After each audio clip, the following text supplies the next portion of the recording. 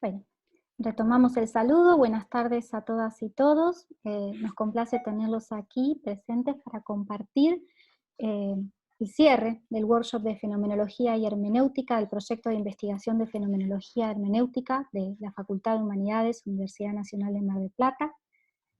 En el día de hoy, de modalidad de cierre, nos alegra mucho contar con la presencia de Ángel Yolocoxi, que nos va a hacer una presentación el día de hoy. A ver si puedo minimizar pantalla para presentarles una breve semblanza del profesor para quienes no lo conocen. Ángel Yolocoxi es doctor en filosofía por la Universidad de Friburgo. Actualmente es director de la Facultad de Filosofía y Letras de la Benemérita Universidad Autónoma de Puebla. Ha sido becario del CAD, del DAD, del Humboldt Stiftung en Alemania, también, de Gordon Grant, Columbia University, y del programa de estancias de doctorado y tecnólogos Universidad Complutense de Madrid, Grupo Santander. Forma parte del Sistema Nacional de Investigadores de México, nivel 3, tiene en su haber 4 traducciones de Martin Heidegger, así como 10 libros de su autoría, y 20 libros de coordinación, ¿no? Compilaciones. Sus áreas de interés se centran en la filosofía contemporánea, especialmente en la fenomenología y la hermenéutica, y el día de hoy nos va a compartir una temática en la cual es especialista. El título de su presentación es Anotaciones en torno a la expresión, cito, la espacialidad del Dasein en su corporalidad, es una cita de Sanum Zeit, página 108. Muchas gracias, Ángel, por estar con nosotros. Cedo la palabra. Sí, pues reitero mi agradecimiento y nuevamente las disculpas por este retraso de carácter burocrático, ¿no? Pero efectivamente, como anuncié en el título, que propuse a raíz de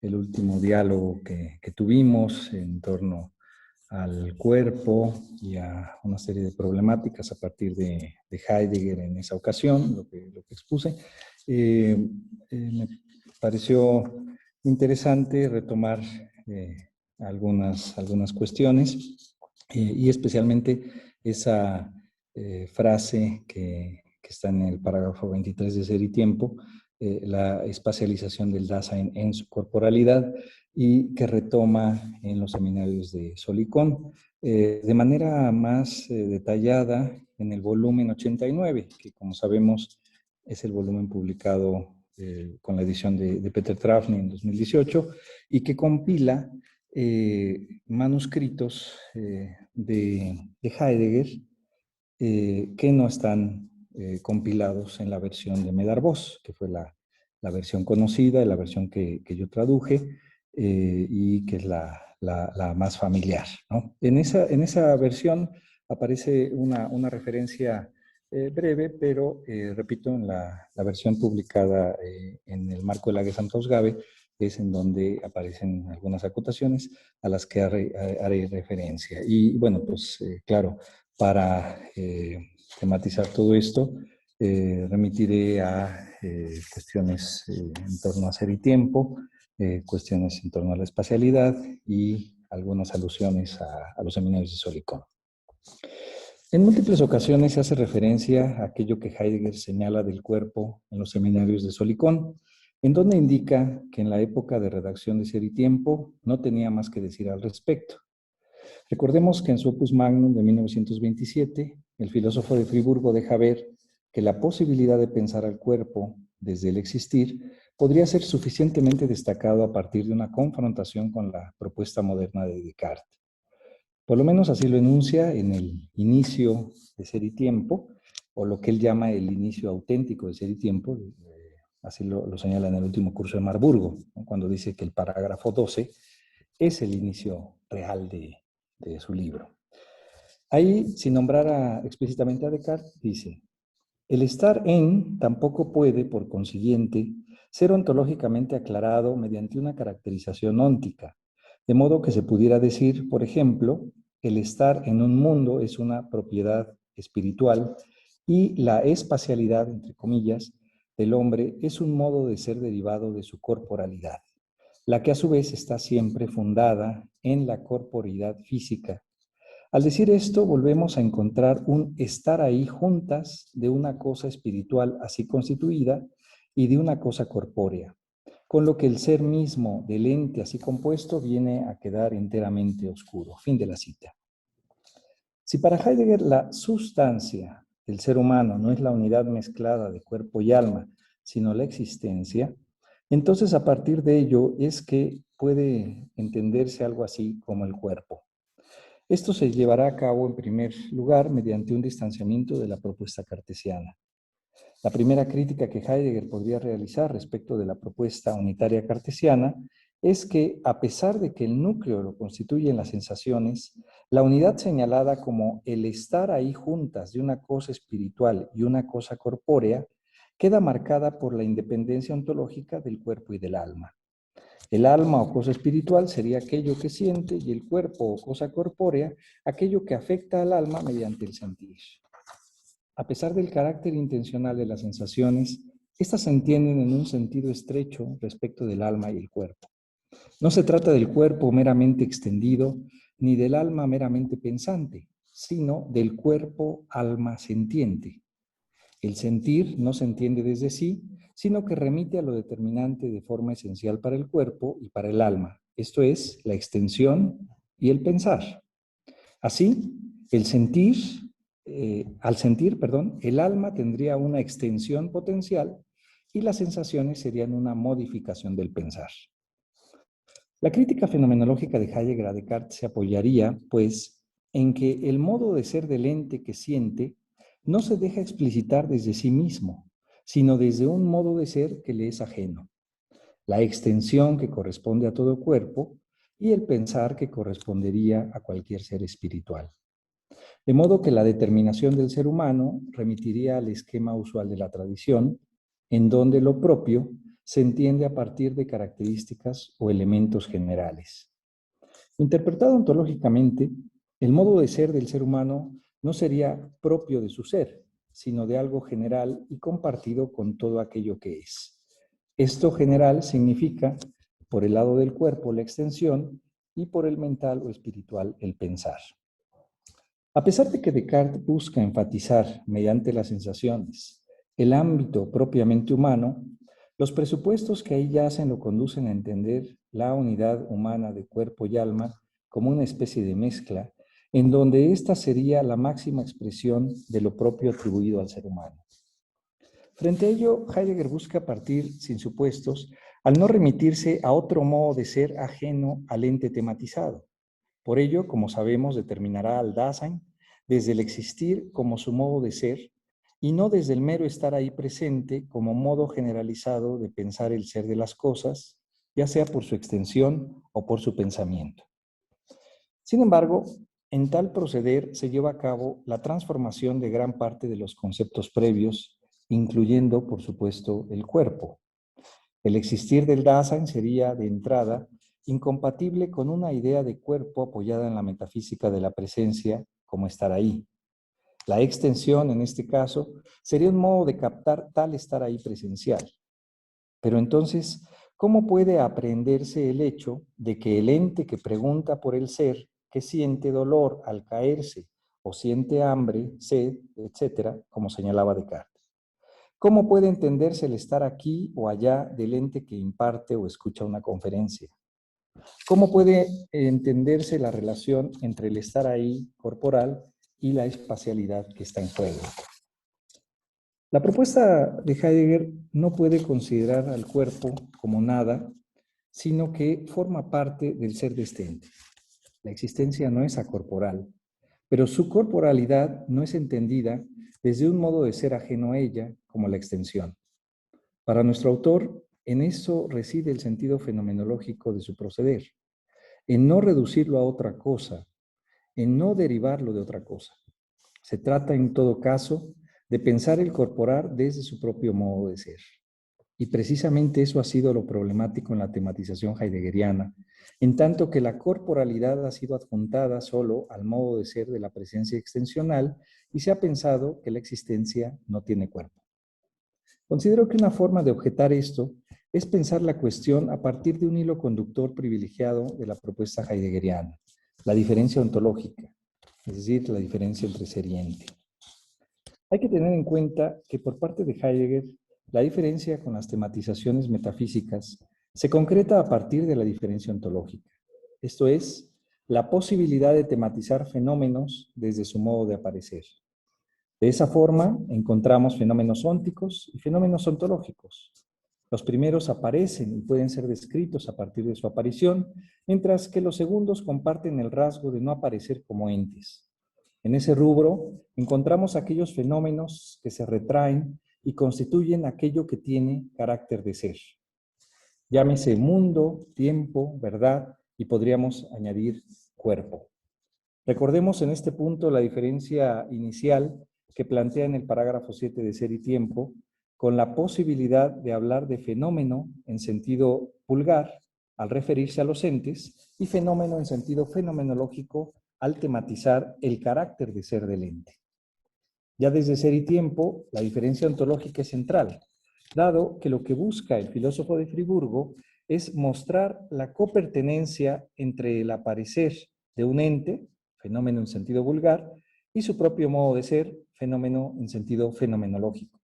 Así pues, en los análisis iniciales de Ser y Tiempo, encontramos que los útiles aparecen como algo a la mano a partir de su esencia correspondiente, la condición respectiva, la cual se oculta a todo ente que aparece como útil cuando quiere ser tematizada. La condición respectiva que constituye el carácter de mundo por parte de los entes cotidianos no tiene el mismo carácter del ente que aparece, no es algo a la mano, no es un útil. De modo que lo que la tradición ha llamado la esencia del útil, el ser del útil, se oculta y se diferencia de su aparición. Asimismo, la diferencia ontológica se muestra en el Dasein en múltiples sentidos. Por ejemplo, en la diferencia entre apertura de ser y descubrimiento de los entes, en la diferencia entre disposición afectiva y temples, en la diferencia entre proyecto comprensor y posibilidades comprendidas. El Dasein aparece entonces no como un ente que está ahí porque su ser no es presencia, sino existencia. La existencia, empero, se diferencia del Dasein en tanto ésta, al tener carácter de ser, se oculta y no aparece como ente. Esto parece indicar entonces que para Heidegger, ser se dice de muchas formas, pero lo característico de todas ellas es pensado a partir de su diferencia con el ente. Es decir, se sustrae a la aparición del ente. Por ello, aparece el útil, pero no el mundo. También el Dasein aparece como posibilidad templada, pero no aparece la comprensión disposicional afectiva. Para nuestro autor, el proyecto comprensor y la disposición afectiva yecta son modos de apertura de ser del ente y por ende tienen carácter ontológico, carácter de ser y no de ente. Así como al útil escapa su ser como condición respectiva, así a la posibilidad escapa la comprensión y al temple escapa la disposición afectiva. Su carácter ontológico se oculta porque no puede ser tematizado como un ente. Tienen, como él mismo enfatizará cada vez más, carácter de nada en tanto son no ente. De esta forma, si partimos del cotidiano trato con el útil, queda claro, como ya han señalado algunos lectores cuidadosos, como es el caso de Didier Frank, que la mano y el cuerpo se retraen al no aparecer en el mundo. Pero, ¿acaso no contradice a la descripción más elemental el hecho de que yo tomo con la mano estas hojas para leer o mi dedo aprieta el botón para que la pantalla permita el avance de la lectura del texto? De hecho, estas hojas o el teclado de la computadora tienen, de acuerdo con Ser y Tiempo, un modo de ser característico, a la mano o para la mano, zu Handenheit. Curiosamente, como ya ha sido también observado por algunos intérpretes, los modos de ser que aparecen en Ser y Tiempo, además de la existencia, tienen que ver con la mano.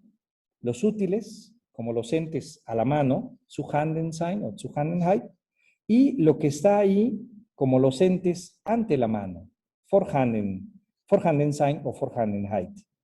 Parece entonces que la mano o el ojo, esto lo señalo por la traducción que conocemos de José Gauss, que tradujo Vorhandensein o Vorhandenheit como ser ante los ojos. Entonces, parece entonces que la mano o el ojo, digamos el cuerpo, es algo que posibilita entender los modos de ser de los entes cotidianos. Al tomar con la mano estas hojas o presionar el teclado con un dedo, esto no está ahí porque no está ante la mano o ante los ojos, sino a la mano o para la mano. Son útiles y no algo que estén simplemente ahí de forma presencial. Tal diferencia la analiza Heidegger al descubrir que la esencia del útil, su qué, es la condición respectiva y no la extensión. La condición respectiva es el qué del útil que se entiende solo desde su finalidad. Por ello, todo útil es un útil para. La diferencia en la que insiste es que el Dasein no se inserta en este análisis del para algo, sino por mor de sí. De esta forma, si la mano y el cuerpo pertenecen al Dasein, no podría entonces considerarse al cuerpo como un útil. Verlo así sería nuevamente mezclar dos modos de ser que conducirían a la oscuridad que se intenta superar. A diferencia de los análisis de Didier Frank y otros, considero que ni la mano ni el cuerpo aparecen porque se retraen en el marco de la mencionada diferencia ontológica. El cuerpo, en este sentido, se retrae como el mundo y como los modos de apertura que constituyen la existencia, es decir, el proyecto comprensor y la disposición afectiva. Sin embargo, en esos casos Heidegger enfatizó terminológicamente los modos en los que se lleva a cabo la diferencia ontológica, no así en el caso del cuerpo. Por ejemplo, al inicio de Ser y Tiempo queda clara la diferencia, como ya lo anticipé, entre mundo como aquello que aparece y la mundanidad del mundo como aquello que se retrae. En el parágrafo 29, nuestro autor señala la diferencia entre disposición afectiva y temples. La una de carácter ontológico y los otros de carácter óntico. Más adelante, en el parágrafo 31, da elementos para diferenciar el proyecto comprensor y las posibilidades en ejecución. Y por el contrario, no hay diferencia terminológica para el carácter ontológico del cuerpo y su tematización óntica. Quizás en ello yace gran parte del así llamado olvido del cuerpo en Ser y Tiempo. Como ya he intentado en otra ocasión, y me refiero a esta sesión anterior que tuvimos ahí en Argentina, una forma de entender la diferencia ontológica respecto al cuerpo, dejada abierta en Ser y Tiempo, es con la tematización posterior en torno al misterio y la ambigüedad alrededor del término cuerpo en tanto Körper y cuerpo en tanto Leib. No obstante, al recordar lo que planteamos inicialmente sobre el distanciamiento respecto de Descartes y la no comprensión del cuerpo a partir de determinaciones ajenas, como la extensión, se retoma en esta ocasión la cuestión de la relación entre el cuerpo y el espacio, más allá de lo señalado en la ocasión anterior sobre la ambigüedad del cuerpo. En el famoso parágrafo 23 de Ser y Tiempo, en donde Heidegger aborda la espacialidad del estar en el mundo, señala lo siguiente, cito: al igual que sus desalejaciones, el Dasein lleva también constantemente consigo estas direcciones. La espacialización del Dasein en su corporalidad, que implica una problemática propia que no ha de ser tratada aquí, se halla también caracterizada por estas direcciones. Fin de la cita. Algunas décadas después, concretamente en las sesiones del 11 y 14 de mayo de 1965 en los seminarios de Solicón, Heidegger se detiene en la mencionada cita y en su manuscrito hace algunas observaciones al respecto. En primer lugar, llama la atención que a partir de la tematización de la espacialización del Dasein, la cita está subrayada. Un segundo punto que se destaca es el sentido del Ver en el término Verräumlichung.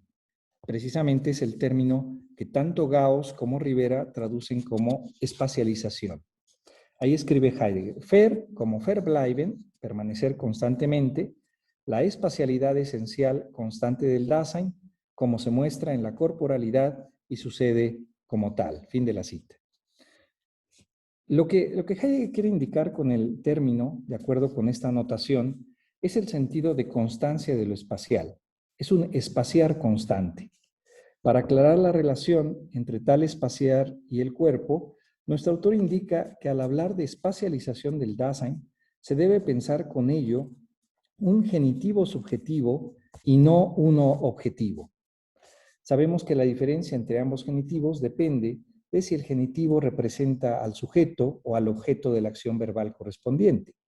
Si en este caso el verbo es espaciar y la discusión se halla en torno al tipo de pertenencia de la espacialización respecto del Dasein, un genitivo subjetivo en este caso mienta la espacialización con la que el Dasein espacia. En este sentido, el Dasein espacializa. Esto quiere decir, como el propio Heidegger añade, cito, que es al mismo tiempo fácticamente espacial en su corporalidad. Fin de la cita. Por ello, más adelante, dice, cito, este Dasein no se convierte primero en espacial en tanto corporal, sino que la corporalidad es así como perteneciente al Dasein espaciante. Fin de la cita. Quizás estas breves referencias de los seminarios de Solicón sirvan para ampliar aquello que Heidegger señaló en Ser y Tiempo, al decir que tal asunto implicaba una problemática propia que no iba a ser tratada ahí. Si preguntamos cuál es esa problemática propia, es evidente que se trata de la relación entre cuerpo y espacio, no abordada expresamente en las tematizaciones de Ser y Tiempo. Recordemos cómo procede Heidegger al respecto en su Opus Magnum para después retornar a estas anotaciones. El inicio explícito de la tematización en torno al espacio lo encontramos en el parágrafo 22, al abordar la espacialidad de lo a la mano. Ahí, el punto de partida no es la percepción de objetos tridimensionales, sino el acercamiento a los entes en su pragmaticidad. El adonde general de los lugares propios de los útiles es la zona, dice Heidegger, Gegend. El lugar propio se da a partir de la dirección y la lejanía en una zona. La crítica por parte de Heidegger a Husserl se deja ver al señalar que, cito, lo inmediatamente dado no es jamás una multiplicidad tridimensional de lugares posibles ocupada por cosas que están ahí. Fin de la cita. Más adelante matizará ese jamás porque efectivamente se tratará de la aparición de lo inmediato, pero lo tridimensional puede aparecer en la percepción no inmediata de las cosas presentes.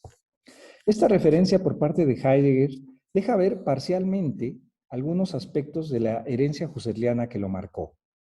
Sabemos que lo que le preocupaba a Husserl inicialmente era el modo en el que la corporalidad aparece como dato primario para la conciencia y no se atiene al cuerpo objetivo, al cuerpo conformado ya como unidad en un mundo de cosas. Es ampliamente conocido que los primeros acercamientos de Husserl a la cuestión del espacio en sus lecciones al respecto, de 1907, plantean el lugar de la corporalidad como el ámbito presupuesto para la constitución de objetos tridimensionales.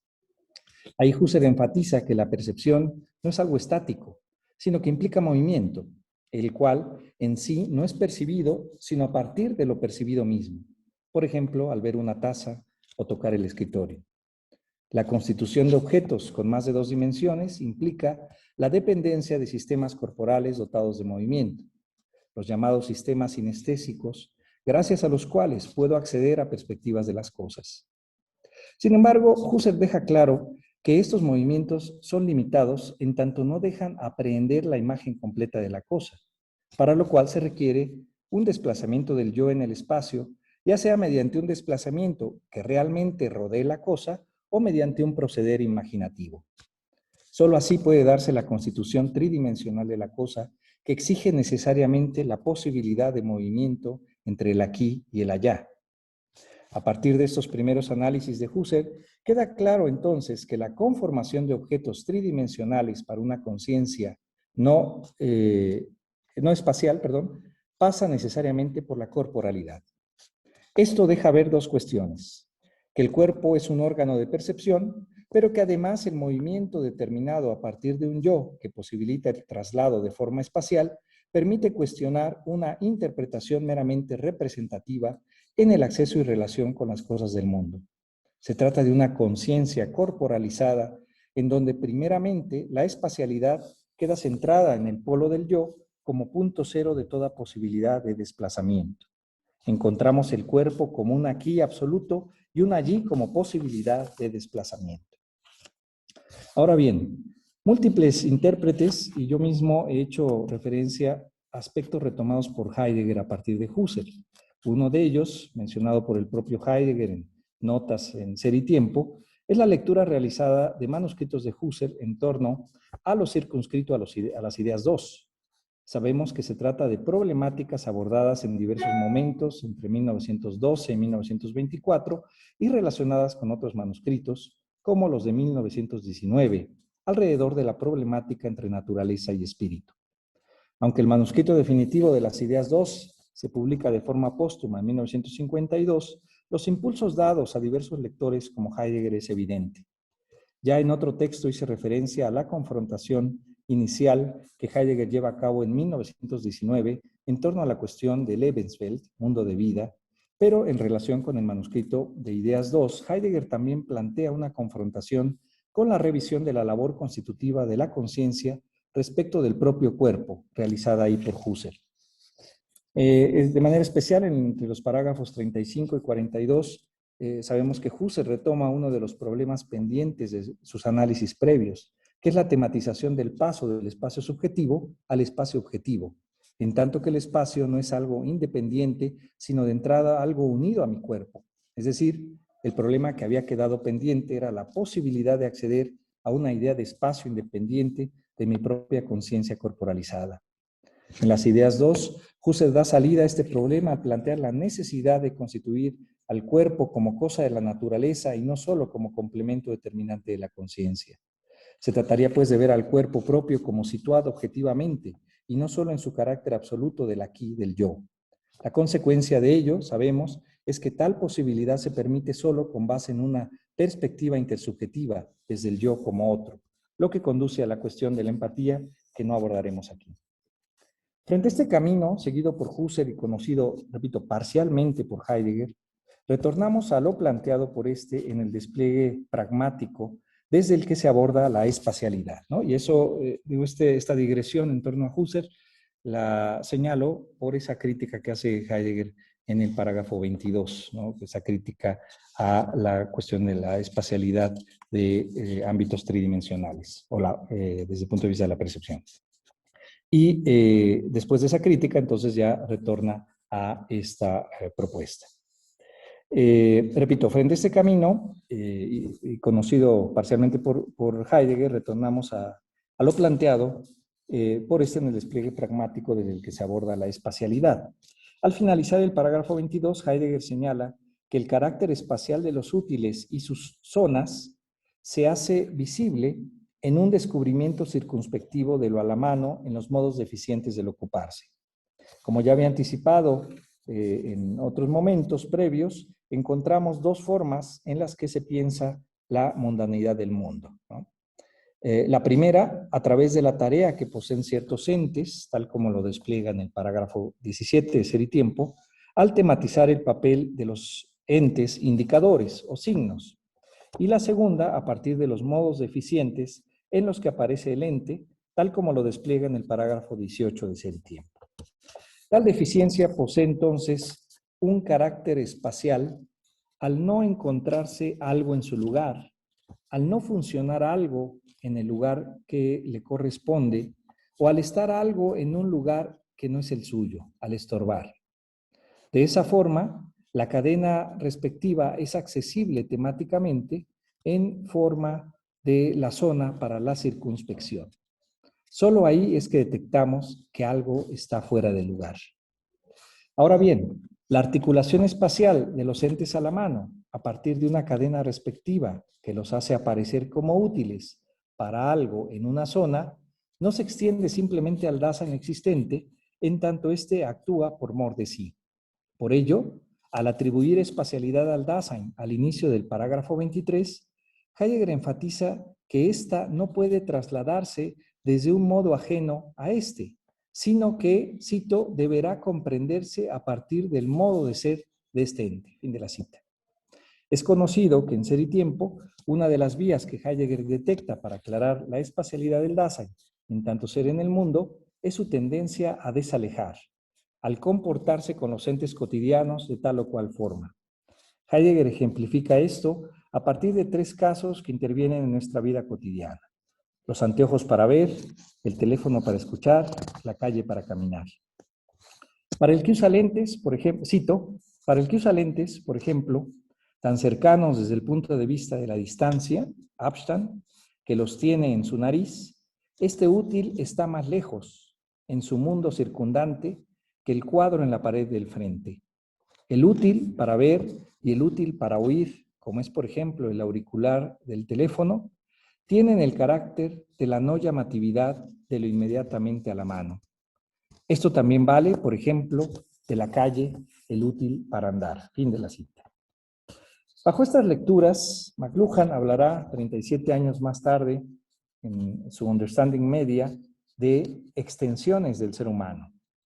No obstante, hay una sutil diferencia señalada por Heidegger respecto de estos útiles y otros tematizados en el mismo parágrafo, como la radio, mediante la cual, y de acuerdo con nuestro autor, se lleva a cabo, cito, una ampliación y destrucción del mundo circundante cotidiano, una desalejación del mundo, cuyo sentido para el Dasein no podemos apreciar aún en su integridad. Fin de la cita. La diferencia que encontramos en todos estos ejemplos de la cotidianidad remite efectivamente al carácter desalejador del Dasein respecto de los útiles del mundo circundante, aunque a partir de dos modos de desalejamiento.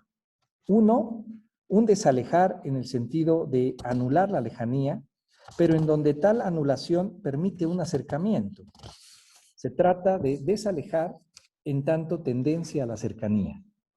Y el otro, se puede hablar de desalejar, pero en el sentido que enfatiza Friedrich Kittler, en tanto superación de la lejanía. En este caso se trata más bien de productos técnicos que modifican históricamente la estancia del Dasein. Aquí el énfasis no recae en un posible acercamiento, sino en estar más allá de la lejanía. El eje no es el ente del acercamiento, sino la lejanía superada. Por tanto, la oposición que se da aquí entre los útiles cotidianos que acercan y los inventos técnicos que superan la lejanía indica dos modos de desalejar para Heidegger radicalmente diferentes. En Ser y Tiempo se enfatizará el primer modo, mientras que en la obra posterior el análisis se dirigirá a esta segunda forma de desalejamiento a partir de pensar la esencia de lo técnico. Precisamente la crítica a la radio, ya citada, deja anticipar análisis posteriores que en cierta forma abrirán el camino para el cuestionamiento de la época cibernética, si se considera la máquina descifradora de Turing como una primera indicación del camino que tomará la técnica. En este sentido, la diferencia de modos de desalejamiento, los artefactos que acercan y los productos técnicos que desalejan, marca un hilo conductor para pensar la espacialidad del Dasein como tendencia a la cercanía. Con base en lo desplegado posteriormente, también podríamos diferenciar en el marco de los productos desalejadores aquellos que mantienen un mero incremento del hacer o aquellos que posibilitan un nuevo hacer y que inauguran, a su vez, aquello que no se podía hacer. En el caso del ver, encontramos los anteojos ejemplificados en Ser y Tiempo, pero se podría ampliar al microscopio o telescopio en términos de un ver más. En el segundo caso encontramos los rayos X. La diferencia entre ambos no radica solo en un asunto de intensidad, de ver más, sino que ahora, aunque se trate de ver, no es un simple ver más en términos de distancia, cercana o lejana, sino de ver otra cosa, de ver el interior. El desalejar, en tanto tendencia a la cercanía, se mantiene en las posibilidades del hacer propiamente, mientras que el desalejar, en tanto superación de la lejanía, rompe tales esquemas y propone nuevas posibilidades para el hacer mismo. Por ello, entonces, la técnica contemporánea, en su papel de superadora de la lejanía, abre la posibilidad de lo que Heidegger menciona en textos posteriores, como los aportes a la filosofía, la posibilidad de lo imposible. Aunque en el mencionado parágrafo 23, Heidegger enfatice que la espacialización del Dasein en su corporalidad queda abierta como una problemática pendiente en Ser y Tiempo, podemos, a partir de lo aquí señalado y con referencias a los seminarios de Sol y Kohn, plantear una serie de cuestiones que abonen a su despliegue. En primer lugar, Heidegger se pregunta si acaso la corporalidad es la que constituye la espacialidad del Dasein, o si la espacialidad del Dasein proporciona la corporalidad fáctica y necesaria en su posibilidad como tal. Ante ello, en estos seminarios de Solicón, en el marco de la Gesamtausgabe, indica lo siguiente. Cito, corporalidad no sin el Dasein espaciante. El espacio no es asunto del cuerpo, sino que el cuerpo, en tanto cuerpo, se funda en el espacio, de tal modo que el cuerpo espaciante instala, o también Rivera lo traduce, ordena espaciantemente, el término es Einräumen, de tal modo que el cuerpo espaciante instala o ordena espaciantemente al Dasein cada vez en un determinado lugar. Fin de la cita. Con esto se aclara aquello que nuestro autor indica en torno a la cita conductora del parágrafo 23 de Ser y Tiempo que hemos tomado desde el inicio, a saber que la espacialización del Dasein en su corporalidad podría entenderse como un genitivo objetivo en términos de pensar que el espacio del Dasein pertenece a su corporalidad, mientras que el énfasis de Heidegger en torno a la interpretación de la referencia como un genitivo subjetivo más bien deja ver que la corporalidad se funda en la espacialidad del Dasein. Para ello hay dos indicaciones que simplemente señalo. Una, que es la ya mencionada al inicio del parágrafo 23, cuando dice que el ser en el espacio del Dasein debe comprenderse a partir del modo de ser de Stente, y la segunda, lo que indica en el parágrafo 70 de Ser y Tiempo, cuando indica, cito, el Dasein solo podrá ser espacial en cuanto cuidado, es decir, en cuanto existir fáctico cadente, fin de la cita. Esto que acabo de citar del parágrafo 70, incluso el propio Heidegger en los seminarios de Solicón hace una referencia a esta mención del parágrafo 70 e indica que, claro, ahí sería una interpretación limitada porque se trata de una interpretación del carácter espacial desde el ámbito de lo caído, desde el ámbito impropio. Sin embargo, como ustedes saben, el trabajo que ha hecho von Hermann durante muchos años, a partir del conocimiento y, digamos, los detalles sobre Ser y Tiempo, y de manera especial la conformación del propio texto, lleva a cuestionar que se trate solamente de una interpretación desde el ámbito de la impropiedad, ¿no?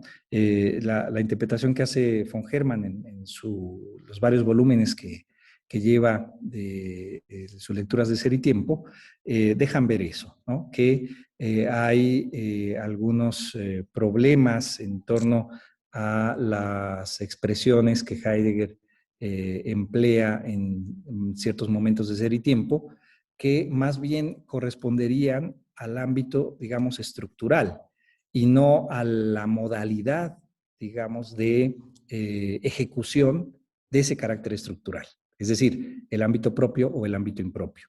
Y en este caso, digamos, la corrección que von Hermann hace a este apartado va en ese sentido. Es decir, que aunque Heidegger hable aquí de Verfallen, es el término que emplea, y que Rivera traduce como cadente, no refiere al ámbito impropio o cadente, sino más bien al estar en medio de, es decir, a la dimensión estructural. Entonces sería el Dasein, ya digamos, corrigiendo esta aseveración, tendríamos que decir, el Dasein solo podrá ser espacial en tanto cuidado, en tanto sorge, y precisamente eso da elementos para interpretar que no se trata del ámbito impropio.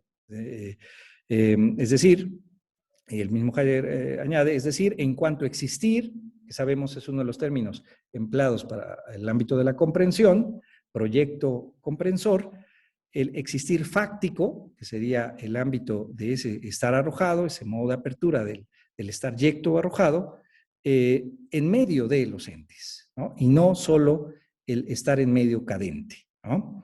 Y esto, repito, me parece que es otra de los elementos que nos deja o da pie para señalar este genitivo subjetivo que Heidegger quiere señalar respecto de que el hecho de que la corporalidad se funde en la espacialidad, ¿no? Entonces, repito esos dos elementos que señalo, el inicio del párrafo 23, cuando dice el ser en el espacio del Dasein debe comprenderse a partir del modo de ser de este ente, y en el parágrafo 70, el Dasein solo podrá ser espacial en cuanto cuidado, es decir, en cuanto existir fáctico en medio de entes. Pero si a partir de todo esto surge la pregunta de una posible salida, digamos, por parte de Heidegger para entender el hecho de que la corporalidad se funde en la espacialidad, me parece que no encontraríamos más elementos, ¿no? A pesar de estos señalamientos que tomo de los seminarios de Solicón, que, como decía, de alguna manera buscan aclarar lo que quedó abierto en ese apartado de ser y tiempo. Sin embargo, pues hasta ahí llega, ¿no? No tenemos más elementos, y el elemento con el que cierra, digamos, Heidegger, ahí nos en Solicón este punto, es con el ámbito del corporar, ¿no? Ahí a lo que llega y remite es cómo esta relación entre el ámbito del cuerpo y el espacio intenta resumirlo o plantearlo como el corporar, ¿no? Y por eso dice ahí, en los seminarios de Solicón, el despliegue completo de la esencia espaciante del Dasein en su corporalidad, en tanto corporar, en tanto Leiben, ¿no? Digamos, y creo yo que es el punto al que llega. Con base en lo aquí desplegado y para ir cerrando estas reflexiones, podemos decir lo siguiente. Existir es un modo de ser cuya determinación fundamental yace en el carácter descentrado del ente que aparece. Esto remite a pensar al Dasein a partir de su estancia extática en el mundo, en otras palabras, su estar siempre ya fuera de sí, espacialmente, en tanto mera relación de ser. Si la espacialidad del Dasein es interpretada como el lugar en donde acontece la diferencia ontológica, como el entrelazamiento de lo óntico y lo ontológico, entonces el cuerpo podría ser también interpretado desde el modo de ser correspondiente bajo la guía espaciante de la diferencia ontológica. En este caso, se puede hablar de un cuerpo extático, cuya tematización logra ser destacada al ser confrontado con una visión meramente óntica del cuerpo en tanto extensión. Una manera en la que Heidegger aborda tal confrontación espacial entre el cuerpo extenso y el cuerpo extático en los seminarios de Solicón, sabemos que es a partir de la pregunta por los límites del cuerpo. Los límites del cuerpo, cuando lo menciona como Körper, pensado ónticamente como mera extensión, no coinciden con los límites del cuerpo, pensado óntico-ontológicamente de manera extática, Leib, porque, dice Heidegger, estamos siempre más allá del cuerpo en tanto Körper. Los límites del cuerpo, Körper, estarían marcados entonces por la determinación ontológica de la presencia en tanto extensión, mientras que sabemos que el cuerpo, Leib, está determinado por mostrar una relación de ser siempre fuera de sí. De ahí que, cito, al señalar con el dedo hacia el crucero de la ventana que está allá, no termino en la punta del dedo. Fin de la cita. Ante la pregunta sobre el límite del corporar, Heidegger indica que, cito, es el horizonte del ser en el cual permanezco. Por ello, el límite del corporar cambia constantemente mediante la modificación del alcance de mi estancia. Fin de la cita. Si preguntamos por el corporar de una experiencia académica, como podría ser la lectura de una ponencia, lo que se muestra es que en este caso estoy sentado en la silla, apoyándome en la mesa, leyendo mi ponencia frente al público o frente a la computadora. Eso, como destaca Heidegger, no puede ser entendido como un estar ahí de un cuerpo sobre otro, como sería la silla o la mesa. Al concluir mi lectura, alguno de los asistentes podrá preguntar y en ese caso estaré a la escucha. Mi hablar y escuchar, como el escuchar y hablar de los asistentes, se da como diálogo que muestra el corporar del ser en el mundo. Lo fuera de sí en tal corporar se deja ver en el hecho de que yo me dirijo a los asistentes y ellos me hablan al preguntar. A pesar de la posible intervención técnica de un micrófono o una computadora, la lectura que hago tiene en cuenta la escucha en la medida en que intento leer para ser comprendido con pausas y con pretensión de claridad, por lo menos acústica. Así, la lectura no es una cuestión mecánica, como si se tratara de fonetizar solamente un determinado orden de palabras. Se trata de un evento corporal en el que está en juego mi ser en el mundo en la situación respectiva. A partir del modo en cómo abro mundo en este evento académico, es que se organiza el ahí de mi cuerpo. Por ejemplo, al estar sentado y no moviéndome de un lado al otro del auditorio o del estudio o brincando sobre un sillón. Con ello, lo que vemos es que mi cuerpo no se limita a estar sobre la silla apoyado en la mesa, sino que incluye el lenguaje al hablar y escuchar. Cito, oír y hablar, esto es el lenguaje en general, es siempre también un fenómeno corporal. Fin de la cita. Mi hablar y escuchar es tal en tanto corpora ahí, pero este estar ahí es a su vez un estar allá al escuchar a alguien que pregunte o al leer mis páginas agarradas por mis manos. Estoy ahí y allá precisamente porque mi modo de ser no es un mero estar ahí presente, sino un existir, es decir, un estar extático o fuera de sí. El cuerpo está entonces fuera de sí al estar ahí y allá. Con esto queda clara para Heidegger la diferencia de entender el cuerpo a partir de la entidad del ente que está ahí como mera positividad y entenderlo desde el existir como un estar en cada caso fuera de sí. Lo corporal tiene entonces carácter de ser y por ende solo puede ser pensado como relación espacial fuera de sí, extática. Lo corporal pertenece al existir y mienta un acontecer. Cito, está determinado por mi ser humano en el sentido de la estancia extática en medio del ente despejado. Fin de la cita.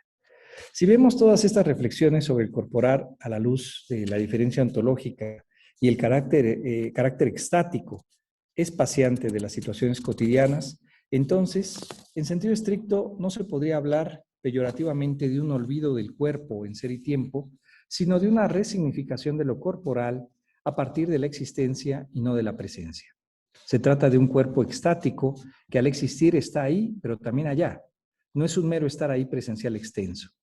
Si la tesis central de Heidegger consiste en mostrar que el modo de ser del Dasein no es la presencia y sus tematizaciones no corresponden a categorías, sino a existenciarios, porque su modo de ser consiste en existir, entonces todo fenómeno del Dasein deberá ser aprendido desde ahí.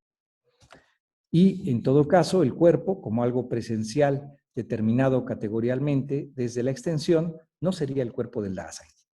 Por lo tanto, aunque no se expresa de manera temática en la analítica existenciaria, hay una crítica al cuerpo en tanto presencia y elementos centrales para pensar el cuerpo de modo existenciario. Y eso, como hemos visto, puede llevarse a cabo a la luz de la diferencia ontológica y en referencia a la espacialidad del Dasein. Dice Heidegger, pues bien, todo lo que nombramos nuestra corporalidad, hasta la última fibra muscular y hasta la más oscura molécula hormonal, pertenece esencialmente al interior del existir. Fin de la cita. El cuerpo no es pues una cosa, un cuerpo, sino que todo cuerpo, esto es, el cuerpo en cuanto cuerpo, es en cada caso mi cuerpo extático. El corporar del cuerpo se determina a partir de mi modo de ser. El corporar del cuerpo es así un modo del Dasein. También lo señalan los seminarios de Solikon. Como vemos, Heidegger, a diferencia de otras propuestas, no se centra en la tematización del cuerpo propio, sino en el cuerpo extático, el cual, como hemos visto, es posible entender a partir del modo de ser del Dasein, cuya estructura, en tanto ser en el mundo, exige necesariamente la espacialidad en forma característica. La aclaración en torno al carácter subjetivo del genitivo en la frase del parágrafo 23, aquí tematizada, da algunos elementos para ampliar la reflexión al respecto. Lo aquí señalado sobre el cuerpo, la espacialización y el corporar da algunas indicaciones sobre una posible vía para entender su carácter ontológico, pero eso queda abierto como problema. Quizás en ello se halle lo central. Frente a una referencia de Nietzsche, que en 1886 consideraba al cuerpo como lo más claro y comprensible, Heidegger en sus seminarios de Solicón señalará que es más bien al contrario y que, cito, no podemos hablar ahí de una solución al problema del cuerpo. Ya es mucho si logramos ver este problema. Fin de la cita y muchas gracias. Bueno, muchas gracias, Ángel. Aprovechamos un minuto si quieren silenciarse para aplaudir al profesor. Me veo algunas palmitas. Muchas gracias, Ángel. Un gran trabajo, muy interesante, especialmente dado que uno cuando piensa en la corporalidad se centra más en los Solicón y nos vislumbraste muy bien, nos abriste un recorrido como para poder ahora dialogar con vos acerca de cómo aumentar el cuerpo en San Usai. Así que, bueno, ahora vamos a abrir un espacio de comentarios, de preguntas al profesor. Pueden, si quieren, levantar la mano y vamos organizando para que formulen su pregunta oralmente, o si lo prefieren pueden escribir en el chat la pregunta y se la acercamos al profesor. La pantalla está dividida, así que cualquier cosa, si me demoro un segundito en verlo. Creo que la profesora Lucrecia levantó la mano. Perfecto. ¿Cómo te va, Ángel? Nos vimos en Puebla. Wait. Nos vimos en Puebla y estuviste en una conferencia internacional hace muchos años acá, en Buenos Aires. Sí. Bueno, sí. yo soy siempre un hereje porque ando entre la psiquiatría, la filosofía, la ética aplicada. Hay un tipo de espacialidad que aparece, y sobre todo cuando, por ejemplo, en los pacientes psicóticos, por ejemplo, que ellos tienen como a flor de piel qué es un espacio peligroso, qué no lo es. O a veces, cuando uno de mucho andar en la vida, entra en un lugar prudencialmente porque percibe algo de ese espacio. Tellenbach, que fue un psiquiatra alemán que trabajaba lo atmosférico. Hay un espacio que uno no sabe cómo, tal vez la vida le enseña lo que decimos en castellano, andar con pie de plomo. Por ejemplo, el espacio de los fóbicos es que entre mi cuerpo y los demás, yo necesito poner una distancia. Y ese espacio no se mide, no se ve. Y uno lo aprende un poco a los golpes. La gente fóbica son muy cálidos, muy cariñosos, pero yo aprendí, yo decía, ¿qué me pasa a esta persona? Un día amable y cuando me acerco, cero. Y me di cuenta, o por ejemplo, alguien que por teléfono me contaba de todo y vivía cerca de mi casa y cuando me encontraba huía. Y entonces aprendí que el espacio fóbico o el fóbico necesita ese espacio porque siente que se adentra dentro de su mundo íntimo y que como no es un espacio físico, nosotros no lo podemos dimensionar. Así es. Entonces hay un espacio que no cursa ni por la extensión ni por nada, es un espacio como de pálpito que uno lo aprende con la vida. Hay gente que siente los olores y el olor ya le muestra un espacio. ¿Cómo es el espacio, por ejemplo, de los animales? Porque ellos conocen el espacio del peligro. O el espacio de la nostalgia en los migrantes. Entonces, hay algo que a veces, yo que ando en los dos campos, a veces siento que la filosofía me da elementos, pero en la parte psi, y sobre todo la psiquiatría, me da para repensar todo lo que es fenomenología de modo distinto. Y me parece que es como hay un espacio muy grande, un campo muy grande que se les escapa. Es decir, yo tal vez no estoy tanto en las comillas, en el parágrafo, qué sé yo, uno ya a esta altura anda por el mundo sola, y no sé si a veces no dijo herejías o disparate, pero esa es la experiencia que uno tiene cuando uno va a un hospital psiquiátrico, ve este concepto de espacialidad entre ellos, los ve moverse, y es como si abriera otro mundo y que tal vez esto que decía Alphonse de Beren en el libro sobre la psicosis, que es necesario que el tema de la locura entre en el campo de la antropología. Él termina el libro de él y diciendo, ¿por qué no? Porque tal vez todo el mundo de la locura, o no tanto de la locura, el mundo sí nos abre una dimensión que nosotros cuando hacemos pura filosofía hemos dejado de lado.